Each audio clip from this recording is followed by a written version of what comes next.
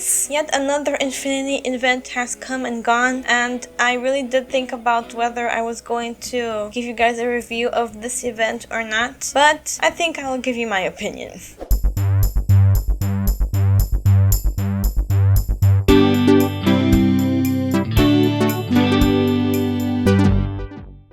When I saw the notes and the advertisements about the event, I called it the fall event, that went on, I was curious about how the different groups were going to work out, but I was actually excited about the possibility of having separate groups with separate ideals and separate, vibes. I naively thought that we were just gonna get personalized items according to the group's aesthetic. I didn't actually think that we were competing. I was very surprised and disappointed with how the whole event panned out. One more piece of background information that I think might explain a little bit why I'm so disappointed in this event is that this event happened in a very busy time of my life. I was moving from one place to another, then I had to move yet again to come to this place here to take care of my grandma. I never had the time to grind. I had a very specific amount of time allotted each day where I could sit down on my computer and game. So the limited amount of time that I had with this game was wasted, basically, clicking on the dice to move around the board to see if I could get something good. In my review videos, I usually have a pro section, a con section, and then my final thoughts. In this video, we're going to be doing something slightly different. This is going to be kind of an organized rant,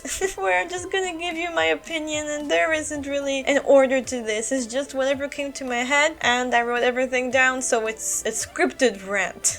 For those of you who were not able to play this event, let me give you a bit of the storyline. Basically, stylists from all over Mirrorland get to participate in the styling challenge, and you get to choose which of the three styling groups you want to participate in. There is the Gilded Past, there is the Wild Hearts, and the Peppergem. Gilded Past is the one that basically fantasizes about the past and tries to, replicate it into the future. Wild Hearts get their inspiration from nature, and they value everyday things, living in the moment and appreciating what's around you. Peppergem is the more alternative of the groups, where individualism and your own personal style are valued. It's not really about following the rules, it's about showing yourself through your style, no matter what other people think about you, basically. After you complete the main quest, which was extremely short, you unlock the game mechanics. Basically, the whole event is going to happen inside of a board game. You run around the board getting inspiration points, and you get to put them in the space that you land in. The point of this board game and the point of the inspiration points is to be the team with the most amount of spaces owned. With that as well,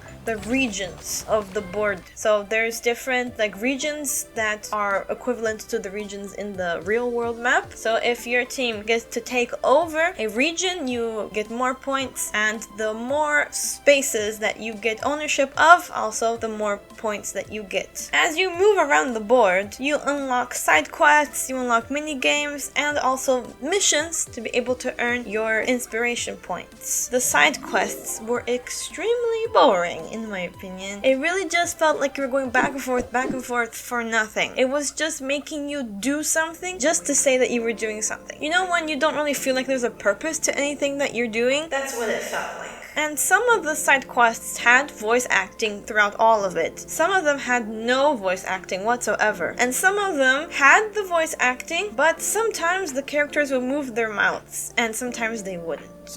And when the mouths were moving, it was very clear to see that they were moving according to the Chinese version of the game. I play my game with the Japanese voices, and ever since I started playing this game, since January of 2025, this year, I think I've maybe only encountered this thing where, the mouths don't match up maybe twice. Throughout all of the other events, all of the other side quests, when there is voice and when the mouths are moving, they always match up to the Japanese voices. But in this event, I don't think I remember seeing any quest or anything like that where when the mouths were moving, they were matching up with the Japanese version. It was very clear. With the mouth movements that they were making were Chinese mouth movements. I didn't even record any of the side quests because they just felt so stupid and boring that I didn't feel the need to start recording. For the other event, I always felt like I had to record. I had lots of footage for that event and I wasn't even able to put in the video that I did for the review. This one, I never felt the need to record. I never felt like, oh, I should record this, it's gonna be great. If that doesn't tell you how good this event was, I don't know what does. In the board, you also get sometimes the chance to be able to persuade some characters to join your group. They will like send you off to a region where the character is like located and you get to try to tell them like, oh, join your group, our group is the best, blah blah blah. But only one of those quests actually felt like I was persuading the person. They asked me questions about my group, they asked me about the morals, and I had to answer correctly. I had to answer according to what my group believes in. All of the other ones were just reading dialogue. I had no influence whatsoever on whether the character was going to say yes or no. I was just clicking through the dialogue until they said, okay, I'm gonna join. Like, what am I doing here? I'm just reading? I'm trying to play a game, you know? A little now on to basically the whole point of the game, which is the board. At first, I was doing my best to get as many inspiration points as I could, doing all the missions, trying to land specifically on the tile with the exclamation point, which was the one that would like give you quests and things like that to do. And I was also doing my best to try to put my points in very strategic places, like in spaces where my team had the highest chance of getting ownership, like the points were very close together. And sometimes I would put basically all of my points only on one specific tile, so you know, our team score would be able to go higher so we could get ownership of that space. However, I quickly realized that there was no point in doing any of that when the Gilded Past group was dominating the board at an unmatchable rate. It really felt like everything that I was doing was just pointless because it didn't even make a dent into how much the Gilded Past group was putting their points and things like that into the spaces. It was just unbelievable. There were also supposed to be monsters that appeared on the board for the team to defeat. They never mentioned if it was going to be at random times or if there was going to be like predetermined times for the monsters to be there, but I knew that they would show up eventually, and the point was to be the first team to defeat it. I never encountered any monsters. I even got buffers to be able to use when I did encounter the monster, but by the end of the game, by the end of the event, I still had both of my buffers there that I was never able to use. I think my team defeated only one monster, so it was completely unfair because I never even had the chance to be able to fight against this monster because I never saw it, and I also don't know if my other teammates saw it or not. Judging by the astronomical difference in the points between the Gilded Past group and the other two groups, I'm definitely guessing that since there were a lot more members in the Gilded Past group, the chances of at least one member being active, being online in the game when the monster showed up were a lot higher. So the smaller groups did not have that chance. When you look through the summary of what happened during like that phase of the event, you see member of Gilded Past, member of Gilded Past, member of Gilded Past. They all defeated all the monsters. The mini games that you unlocked on the board were actually pretty fun, but I do wish that they had different levels to them. When you landed on the tile again, you didn't unlock a different level of that mini game. You were playing the same game again just to get inspiration points. It wasn't even that many. It was 500 inspiration points, which is not that much compared to the other missions and things that you can do. I also forgot to mention that some of the missions that were given were not doable for normal players. Some of those missions really were for people who spend their money on the game. They asked you to evolve 4 or 5-star outfits, to do specific things that require lots of materials. And for someone who is just casually gaming, those missions are not doable because you have to grind a lot to get those items, to be able to evolve, to be able to upgrade and things like that, to be able to dye outfits, not dye literally. There were a couple of times where all of the missions that were given to me were not doable just because I didn't have the items to do those missions, which meant that I didn't get the inspiration points for those missions. You had 24 hours to do each mission, but there was no way I was going to get those items in 24 hours. Another thing as well is that sometimes the missions would be about doing a specific thing on the board, about landing on a specific tile and getting something out of that tile in return. So like there was one where you had to do a certain amount of scratch games. Forgot exactly what it's called, but you know, you get like a card and you have to scratch off the things and you get like a reward at the end. I think I ended up missing out on those missions at least 2 times because every time I landed on the space that had the chance of giving me that interaction, it never happened. Some things were purely based on luck, if you were lucky enough to have the game give you that interaction. Also, the thing about persuading the characters into joining your group, which also was part of the reward system to unlock the outfit. I unlocked the last character to persuade the day that the last phase was finishing. It's not that I never landed on a tile, it's just that the tile that you land on that gives you the opportunity to be able to unlock the thing to persuade the character never gave me that opportunity because it's just randomized. So I'm not sure, but maybe other people out there never actually got the chance to unlock all of those,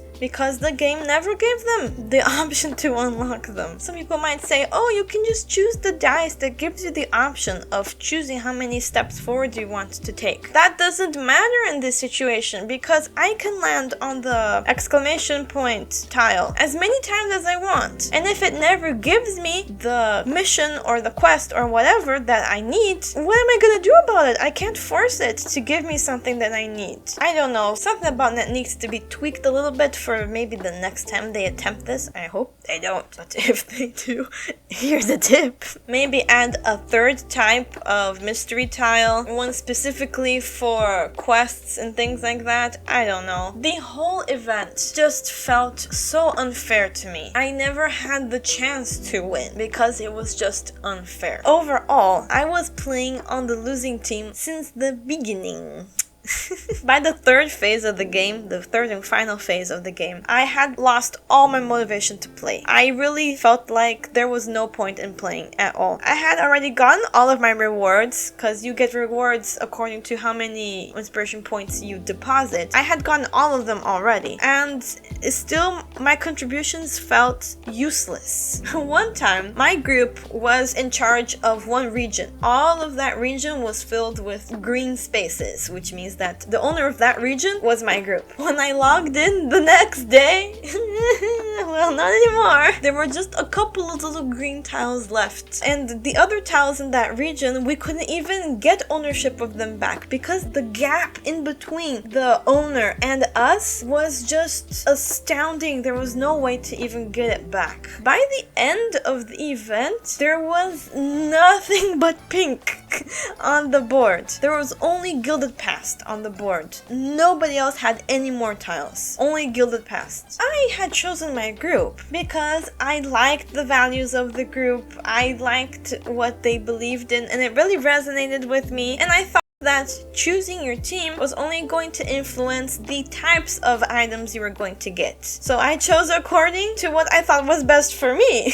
I had no idea that I should have strategized about which group I was going to join so I could have the chance of winning. I didn't think I needed to do that. I was just trying to play the game according to what I thought was best. And by not doing that, I had joined the losing team. The Gilded Past group was beating us by a landslide, and there was no way of catching up. I really do wish that I had fun in this event, but unfortunately I can't lie to you about that because I really did not enjoy it very much. This event felt rushed. I know that they can do better. My previous review video, you can go check it out and see just how drastic the difference is from the video I'm recording now to the one that I recorded before. I loved that event. I loved everything about it. Everything felt so nice and so well done. This one felt like it was made last minute, like they didn't care about what they were doing. It just was not entertaining for me at all. The way that the game worked as well completely ruined the experience for me. Maybe they should have put like a limit to how many people can join a group so that we could have a better chance of having a fair chance, you know? There was no fair chance. There was nothing I could do to make my group win. I couldn't even stay logged on 24 hours a day to try to win because they give you limited amount of dice to play with. So it really was about the amount of people per group that you just can't beat. The quest also that they added about Queen Philomia and Miss Glove was nice. I enjoyed the story. I enjoyed hearing about Miss Glove's past. But it had nothing to do with the event that we were doing. We were doing a styling contest event about people from all over coming together and trying to work together as a team. That was basically what the side quests were trying to promote. And the Miss Glove quest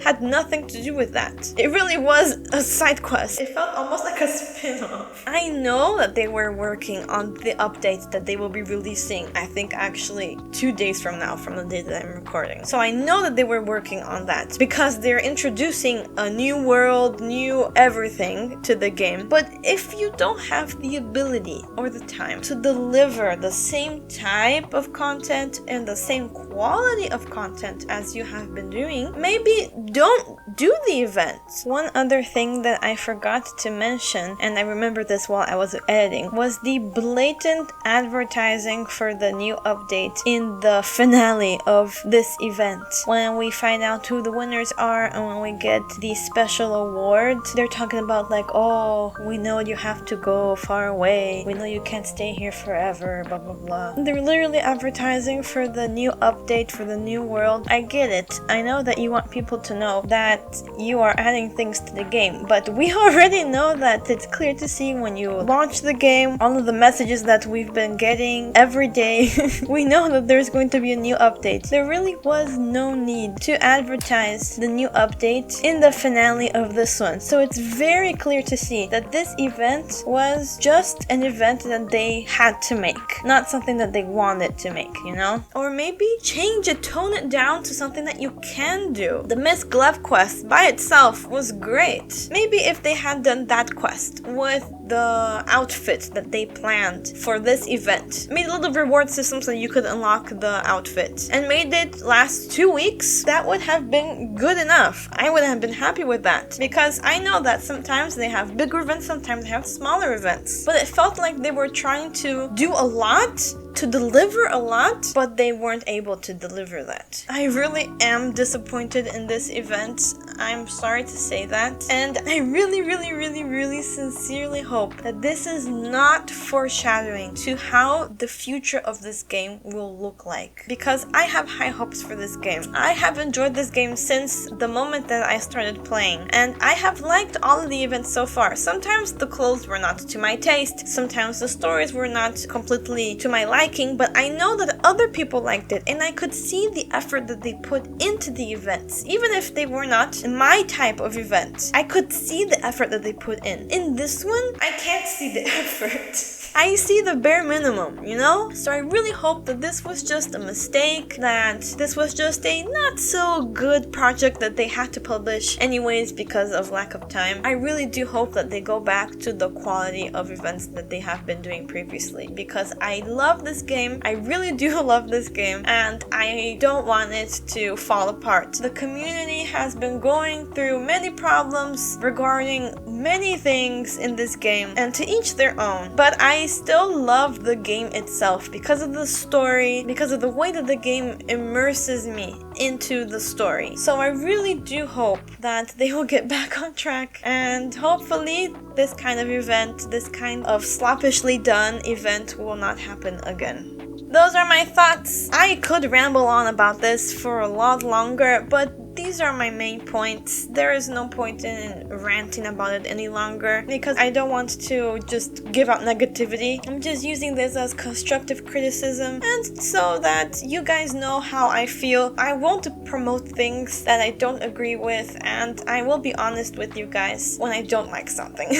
So that is it. I will be waiting patiently for the new world and hoping, very much hoping, that it's going to be amazing because I can't wait for more main story stuff. If you like this kind of content, please let me know in the comments. If you like me, you can check out my other videos. I play other games. I love playing Papa's games. I play Spiritfarer. I play The Sims. And I will also be uploading other kinds of cozy games on this channel, so stay tuned for that. Anyways, thank you so much for being here. Thank you for clicking on it, and if you stayed here until the end, thank you so much. Your presence here really makes a difference for me, and I really hope that if this is your first time here, that you will come back next time, and if you've come back before and you haven't subscribed yet, maybe click that button, why don't you? Okay, I have to say goodbye now. See you next time. Bye bye.